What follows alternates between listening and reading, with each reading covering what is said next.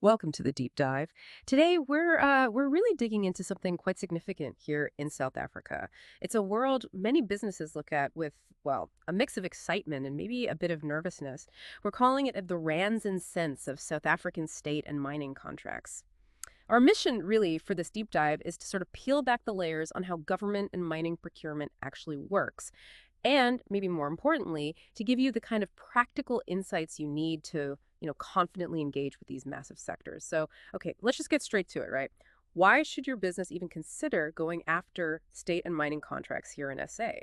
And the answer, well, the core truth is this. It's about huge, consistent, and genuinely business-changing opportunities. Forget maybe the usual advice about chasing quick private sector wins. Sometimes the key to real sustainable growth is learning how to work with these giants. Just think about the scale for a second. The South African government isn't just one buyer. It is the biggest single buyer of goods and services in the whole country. We're talking vast budgets, almost unimaginable thrums, really, for pretty much everything. I mean, from paper clips or a small town office right up to, multi-billion rand infrastructure projects. They need it all, literally. And then there's the mining sector. Now, look, it's faced challenges, right? Load shedding, commodity prices all over the place, but it's still absolutely fundamental to the South African economy. A huge GDP contributor. These big players think Anglo-American, Siboney, Stillwater, Implats, their operations are enormous. Their supply chains are constantly moving, constantly needing things. Safety gear, specialized engineering, bulk materials, IT, even catering for thousands daily. Their demand isn't just big, it's essential for them to operate. And that right there is the crucial point, isn't it? What makes these contracts so powerful isn't just the money today. It's that this demand isn't some fleeting fashion. It's predictable. It's ongoing. When you actually manage to land a contract, say, with a government department or a major mine, you're often not just making one sale, you're locking in a long-term revenue stream. That can stabilize your business. It can fuel real growth. Few other things offer that kind of security. And think about the credibility that comes with it. Having Eskom or Transnet or, Anglo-American on your client list, that sends a powerful signal. It really is a game changer for how people see your business. Right, it really boosts your profile. But, okay, it sounds almost maybe too good to be true, all that potential out there. How does a business like yours listening right now actually turn that potential into real growth? Let's break down why these sectors are such magnets for businesses aiming high. First off, let's talk revenue. Stable and significant revenue. Predictability is key. Exactly. Unlike, say, the private consumer market, which can swing wildly, government departments, mining houses, they work off long-term plans. They have ongoing operational needs. Budgets get allocated, and generally that money gets spent. And the contracts themselves, often substantial sums, often for years, not months, that gives you financial predictability. That's gold for planning. Absolutely. Think about it practically. A cleaning company with a provincial hospital contract or a local workshop supplying spares to a mine. That's steady income, month after month, potentially for years. It's a foundation. It really is. And beyond just the money, there's that credibility factor we touched on and the growth path it opens. You win a government tender or a mining contract, suddenly your business looks different. It tells the market, okay, these guys are reliable, they're compliant, they can handle big jobs. Right. It's like a stamp of approval. Exactly. And that stamp often opens doors to other large clients, even in the private sector.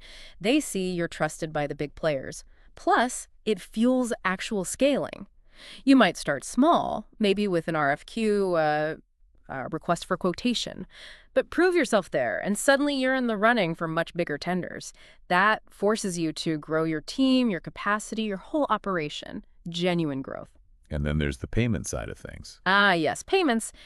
Generally speaking, you find predictable, mostly predictable payment cycles. Mostly being the operative word sometimes. We'll get to that. We will indeed. Yeah. But compared to maybe chasing payments from smaller private clients who might be struggling with cash flow, public entities, established mining companies, they usually have structured systems. You do the work, you invoice correctly, the payment does eventually come. It's generally reliable, even if not always fast. It provides a certain baseline you can often count on, which isn't always true elsewhere. And finally, there's something else, something maybe less tangible but really powerful for many people. It's the contribution to, economic development and transformation. Yeah, that's a big motivator for a lot of entrepreneurs. Absolutely. It's not just about the bottom line. There's real pride, isn't there?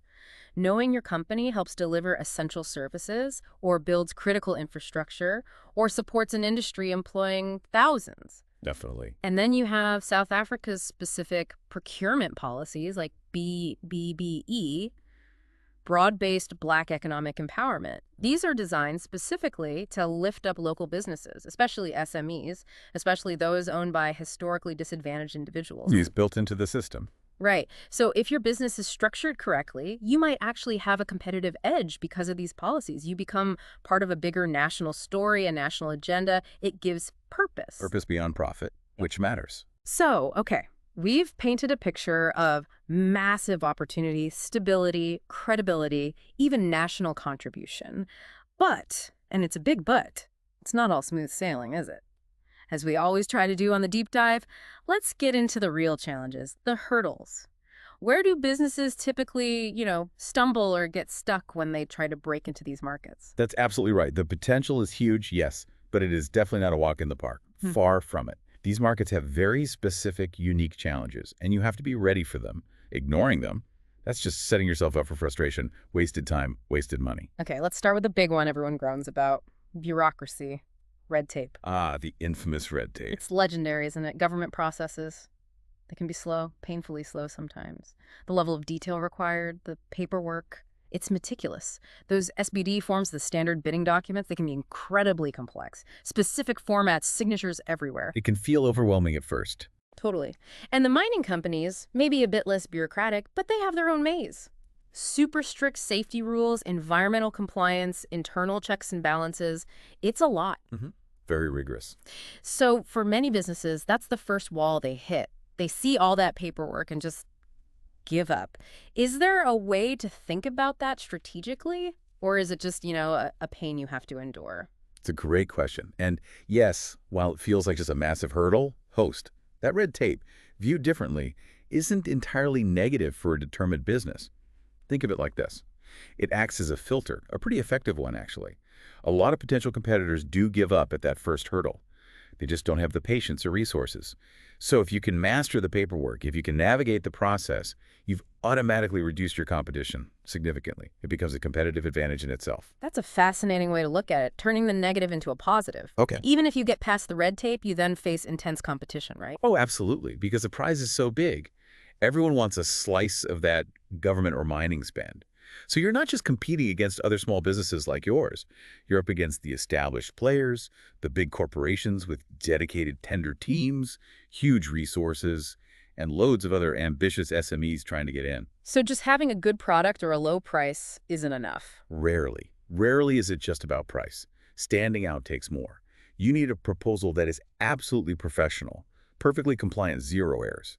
And it needs to be compelling. It needs to clearly show why you're the best choice, beyond just the rands and cents. The real work is often in crafting that winning proposal. Got it. Professionalism and compliance are key differentiators. Now let's talk about something that can really sting. Payment delays. Ah, yes, the cash flow crunch. We said payments are mostly predictable, but the mostly can be a killer. It certainly can. While the money generally comes, it can often be slow, especially perhaps at municipal level government. That's often where the longest delays happen, yes. But it can occur at provincial and even national level too sometimes. So this makes cash flow management absolutely vital, doesn't it? Critical. Utterly critical. It's probably one of the biggest risks for SMEs entering this space. You have to deliver the service or the goods. You incur costs. Then you invoice and wait. If you don't have enough working capital set aside or access to bridging finance, those delays can literally sink your business while you're waiting to get paid for work already done. So practical advice, what should businesses do? First, do your homework. Try to understand the actual typical payment cycle of that specific client, not just the stated terms. Ask around if you can. Second, always build a buffer into your financial planning. Assume it will take longer than 30 days, maybe 60, maybe even 90 in some cases.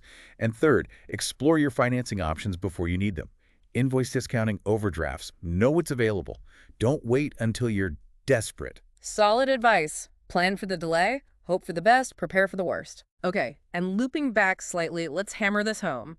Compliance, compliance, compliance. The absolute mantra. You cannot overstate this. It's completely non-negotiable, right? We mentioned a few things. Yes.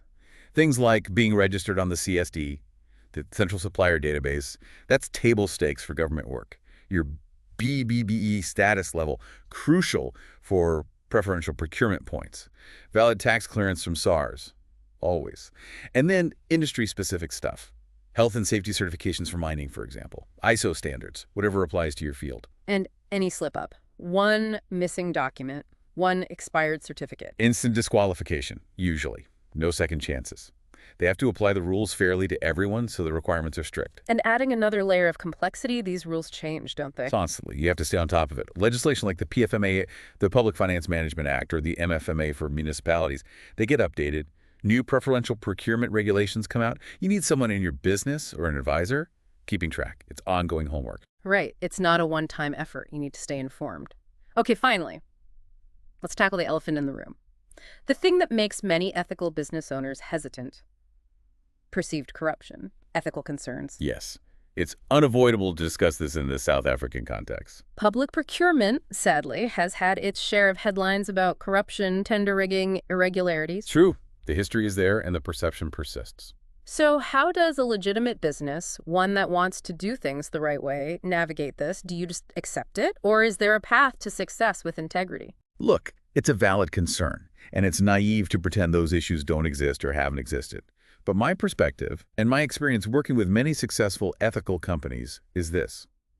You absolutely can succeed without engaging in any unethical practices. It is possible. The key: double down on your own integrity, be transparent, be utterly professional in all your dealings. Focus relentlessly on delivering quality and value. In an environment where trust has been eroded, being demonstrably ethical and reliable actually becomes your strongest asset. It makes you stand out for the right reasons. Focus on being beyond reproach. Let your track record speak volumes. Don't get dragged into the cynicism. So integrity as a competitive advantage. I like that. Okay, so we've really sketched out the landscape here in this deep dive.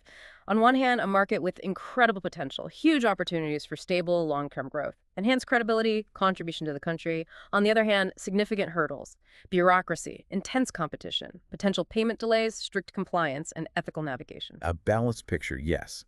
High risk, potentially high reward. Exactly. It's definitely not a get-rich-quick scheme. It's about building something solid, something resilient. And hopefully this deep dive has started to equip you, our listener, with some of the knowledge, maybe some strategies, and hopefully the confidence to start navigating these waters, to turn those challenges that seem daunting into steps you can actually manage. It's about being informed and prepared. Precisely.